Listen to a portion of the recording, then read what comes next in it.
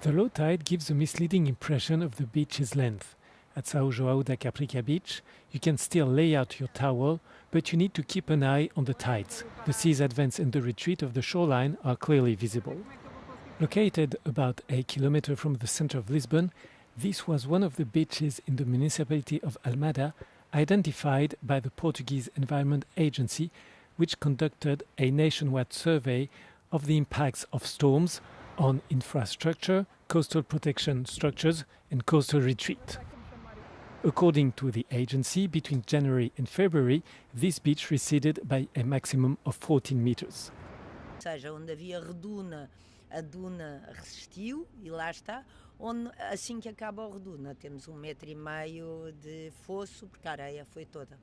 Perante o recuo das praias e os estragos provocados pelas tempestades no início do ano, o Governo anunciou um plano de investimento na costa portuguesa no valor de 111 milhões de euros, sendo que 15 milhões serão já aplicados em medidas de requalificação da zona costeira antes do início da época balnear. New sand replenishment has been promised for the urban beaches of Costa da Caparica. As pessoas não percebem muito bem porque acham que é deitar areia para o mar e é deitar dinheiro à rua, mas não é, porque todos estes enchimentos o que é que têm permitido? Têm permitido maior sedimentação no fundo do mar e é isto que está a salvaguardar a costa. Although intensified by bad weather, coastal erosion is not unique to Costa da Caparica, nor is it a temporary phenomenon. Factors such as the accelerated rise in sea level, the increase in extreme weather events, and a structural sand deficit help explain the phenomenon. Os nossos rios, devido às barragens que existem, transportam menos areia para o mar e, portanto, eu tenho menos areia disponível no sistema.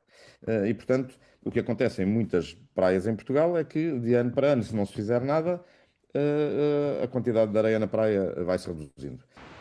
As for immediate solutions, the Portuguese Environment Agency has planned projects to rebuild access roads, reinforce dune ridges, improve boardwalks and parking lots, and carry out stabilization and cleanup work. The underlying problem, however, appears to be a delicate interplay between nature and human activity. The future demands continuous adaptation, including the preservation of natural structures such as dunes, as well as better planning and land use decisions.